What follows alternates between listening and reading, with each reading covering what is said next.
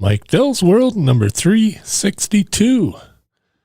What is today? June 22nd. Holy crap, it's been 2 months. Anyway. I think it's time for Mike Dell's World.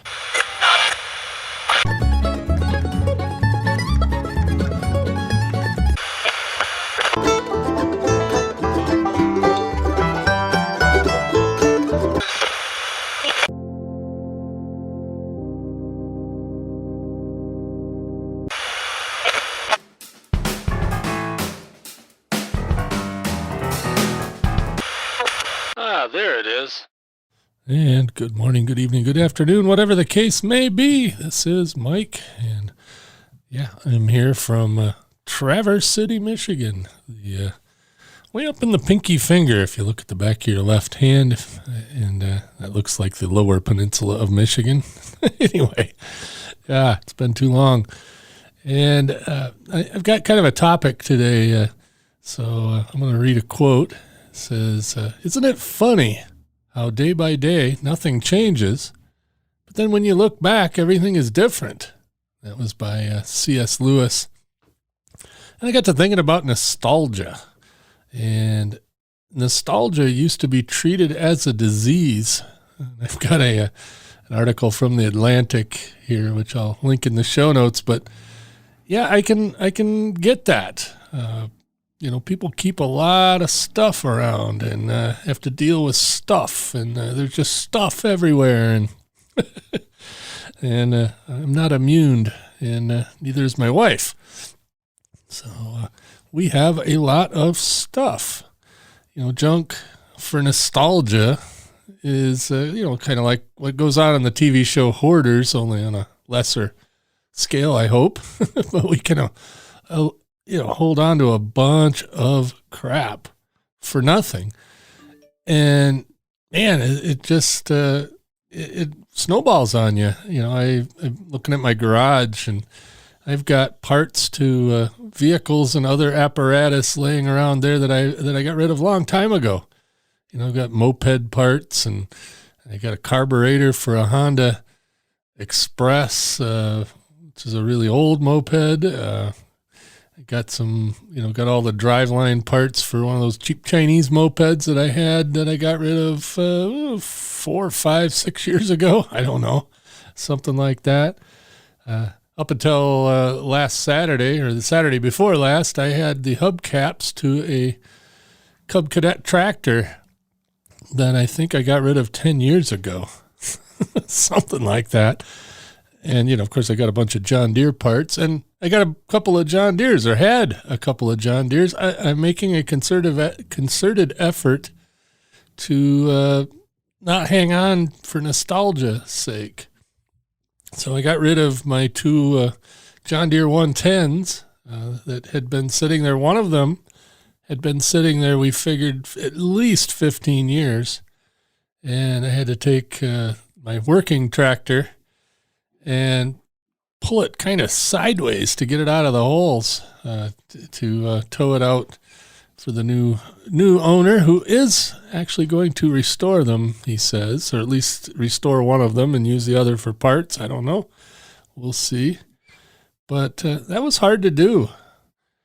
Those tractors had been in my life, since I can remember. I actually do remember when they were purchased. I was quite young, but back in 1972, my grandfather bought one of those John Deere 110s with all the accessories, and he had the trailer, mower deck, a snowblower attachment, and he had a rotating beacon, kind of one of those yellow beacons like when you're plowing snow, or whatever the construction trucks have on them. But he had one of those for it, and I remember as a kid going over to Grandpa's house and playing on the tractor. He would let us run it, but we would sit on the tractor and pretend like we're driving and all that.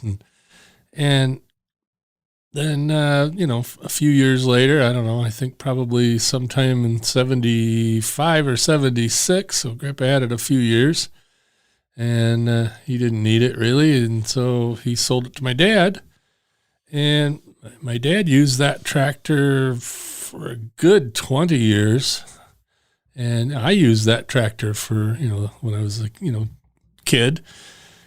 We used to mow 3 acres of yard, maybe a little more than that, but used to mow an awful lot of yard and then snow blow in the winter.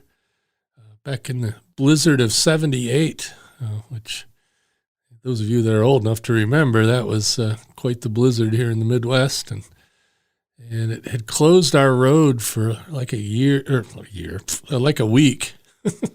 And schools were closed for, a week and a couple of days before they got, everything plowed out. But we had that old John Deere tractor, and my dad, it happened to be my birthday when that started.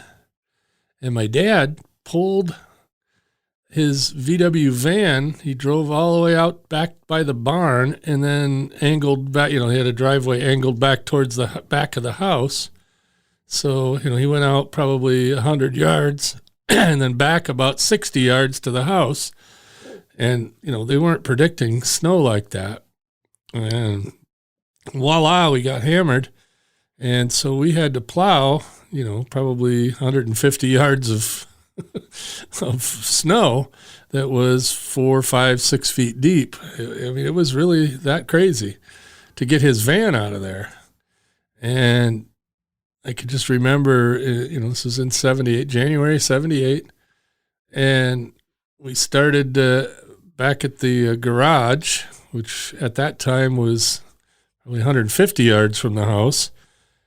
Or the pole barn, I guess it would be. And we would shovel, my cousin and I would shovel the snow down, and then Dad would pull and blow it out with the tractor, and then we'd do that. And we worked on that for 2 straight days before we were able to get his van, at least up onto the normal driveway. And couldn't go anywhere because the road was closed. The road was closed for, I think, 4 days. And on the 4th day, some lady that lived a little further down the road than our place, her husband owned a heavy equipment dealer. So they had these big front end loaders and whatever they sold. And she was a smoker and ran out of cigarettes. So she had one of the guys get to the dealership, get out a front end loader, go buy her a carton of cigarettes. And as a result, he plowed out our road, or at least got it somewhat passable. And then on the way back, after delivering the cigarettes, he made an awful lot of money plowing out people's driveways. At the time, we had our horses at the neighbor's barn, and so we had to go out there as well. So Dad hired him to plow out the neighbor's yard because the old John Deere tractor with an 8-horse engine. Oops, sorry, you hear the dog flapping his ears in the background. Got both the beagles with me tonight. But anyway, he got that plowed out with that front end loader, and like I said, the old John Deere was getting tired, and that was in 1978. And fast forward several years, about the same time as Grandpa bought his tractor, my aunt bought another one very similar, with a plow blade attachment instead of the snowblower, but everything else. She had the mower deck and I think the little trailer. I don't know. I never saw the little trailer.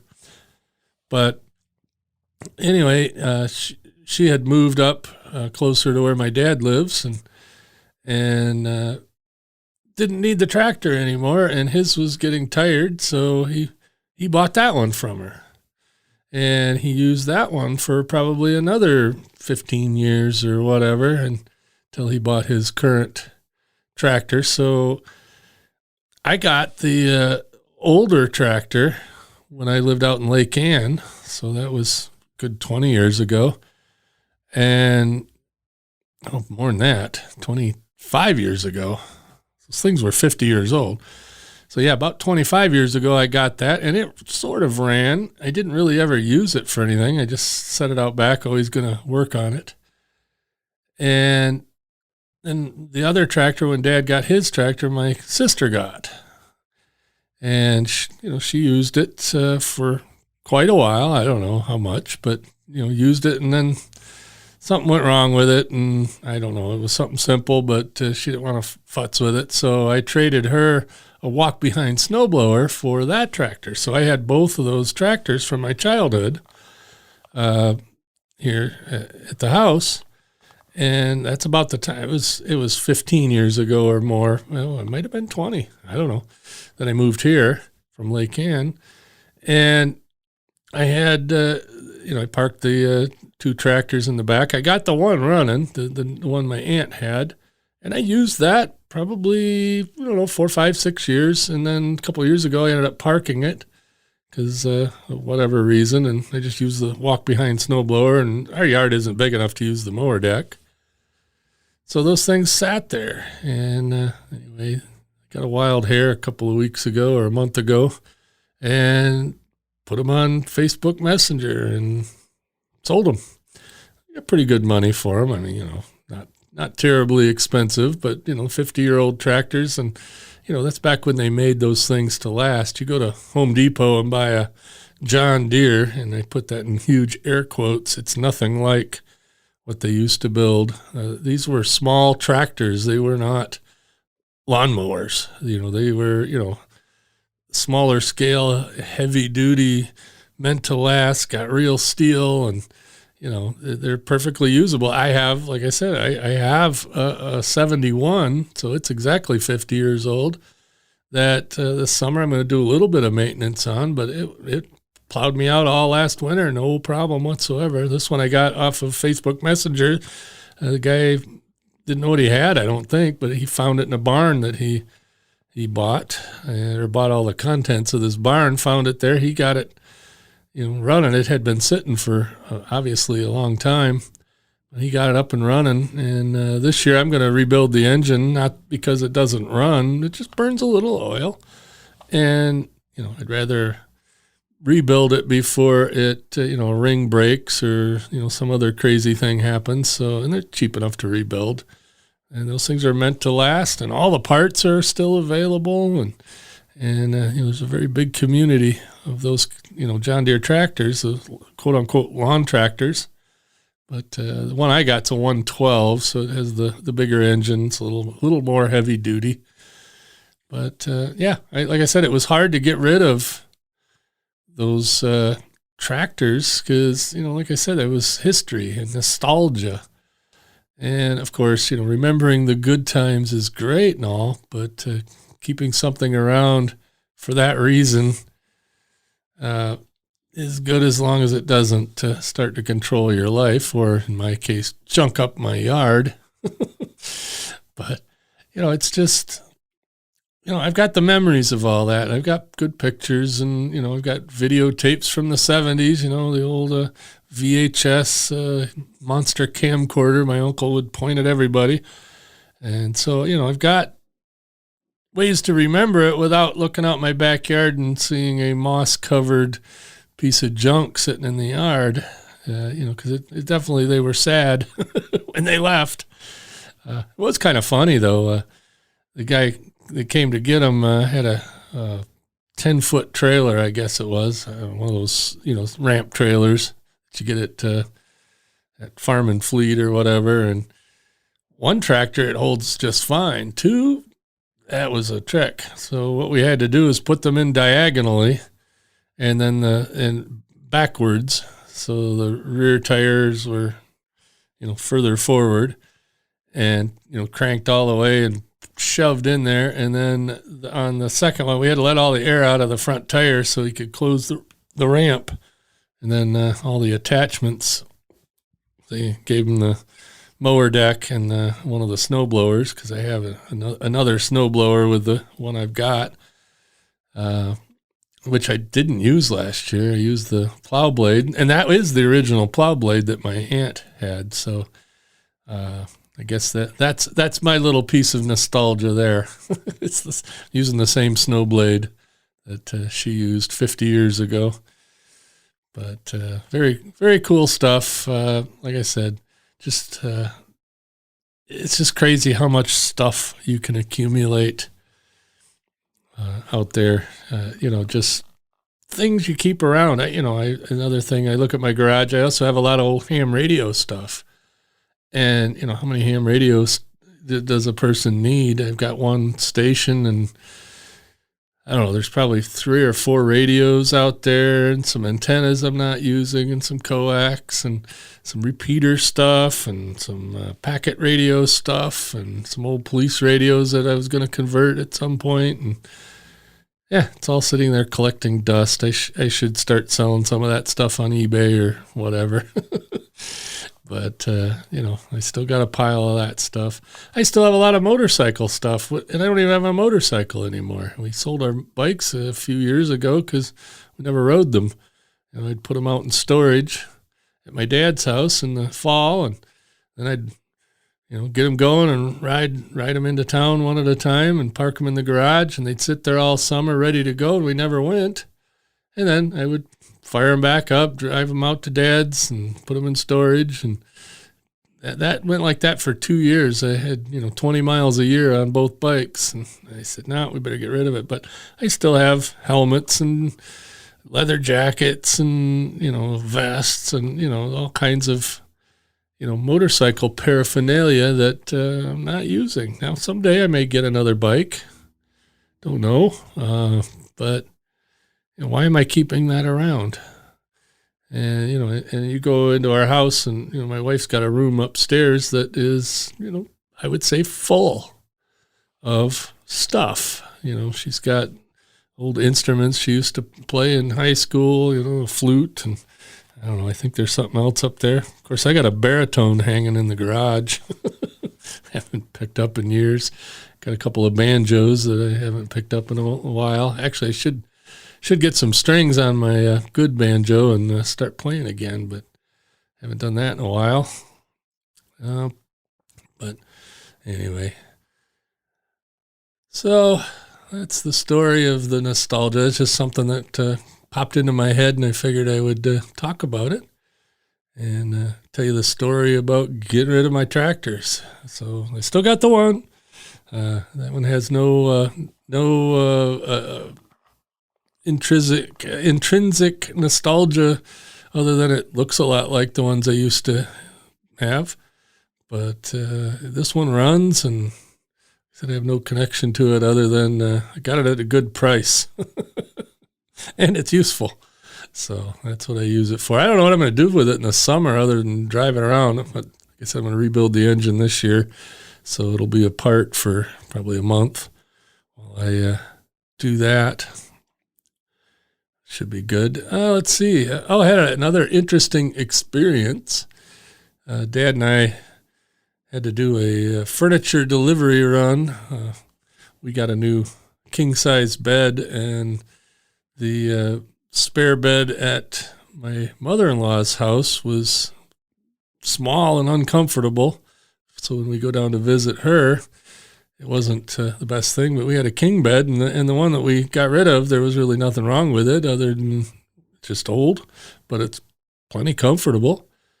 So we got the new bed in, and Dad and I hauled the old one along with a bunch of other stuff down to my mother-in-law's house in Grand Haven, not Grand Rapids. And on the way back, Dad and I were talking about stuff and all that, and he had mentioned that he was having trouble sleeping, and he was thinking about looking into marijuana. Because it's all legal here. They got recreational and medical. So he didn't have to go get a med card or anything. And we were coming through the little town of Honor, Michigan, and they have a pot shop right there. We're close enough to Honor. We go through there a lot and actually go there for brunch about every Sunday. But not at the pot shop, but down the street. But anyway, so we wheeled in there on the way back from Grand Haven. And so the first time I ever set foot in a pot shop, I took my dad there. Anyway, and he got some gummies, and I didn't get anything. That's okay. I don't need it. Makes me paranoid. But that was funny. So how many people can say that the first time they went to a legal pot dispensary. Took your 75-year-old dad there. Anyway, so that was fun. So yeah, not much else going on. Sorry, so few and far between. It's just we're doing the finishing touches on the kitchen project that I talked about several months ago, and working on another roofing project on the garage. Got three roofs. Not three roofs, but three sides to the roof. There's two over the main garage, and then we got like a wood shed thing on the back, and we did the main part of the roof, I don't know, 4, 5, 6 years ago, something like that. And I bought all the shingles for doing that lean-to, the wood shed, and never did it. So I'm going to be getting out there and stripping that. And that's one of those things. I'll get it stripped and put down the tar paper, and then maybe a couple courses of shingles, and then whenever I have a little time, I can climb up there and nail shingles. Good therapy. When I was doing the office studio here last year, that's kind of what I did with that. Once it was waterproof with the tar paper, I wasn't in a big hurry to get it completely done. And, over the course of a couple of weeks, I did get it done. And that's kind of what I'm going to do with that other thing. And I got the tractor rebuild project I want to do, some point, probably August or September, but before snow flies and all that. And the kitchen should be all done, completely. We've got wiring and stuff to do yet. We're going to redo the overhead lights, but no big rush on that. And once that's all complete and all that, we'll be good to go. I'm batching it this week. My wife stayed down at her mom's for the week. A friend of ours has their kids that they don't normally have because they live in Virginia. He's got them for a couple of months, and so Kathy's gonna be babysitting this week, just for the heck of it. And so I'm all on my own till Saturday, so hopefully I don't get in too much trouble. That's hence why I can podcast tonight. And one of these days I want to start doing some live stuff. I've set up for, live streaming on several different places and just haven't done it yet. So anyway, so I'll leave you with another quote. I don't know who did this quote, but remembrance of things past is not necessarily the remembrance of things as they were. So, we think of the good old days or the good old times, and while you were living through them, they didn't seem so good. But now looking back at it, they do. I find that, the longer distance of time between something and now, the less you remember the bad parts and the more you remember the good parts. So even though we had a crappy year and a half here, I'm already feeling a little nostalgic for the beginning of it. I don't want to go through it again, but there was something kind of cool about no traffic on the roads and, being able to, more people being able to work from home. Of course, I've been doing it for years, but, I think, there is some good to come out of some bad. By the way, as of today, Michigan is totally open. No more mask restrictions, no more COVID restrictions at all. Period. Done. Over with. Hopefully it'll stay that way. With that, I'll call it a podcast. Everybody have a good day, week, month, year, whatever it's going to be before I do the next one, and I will catch you later.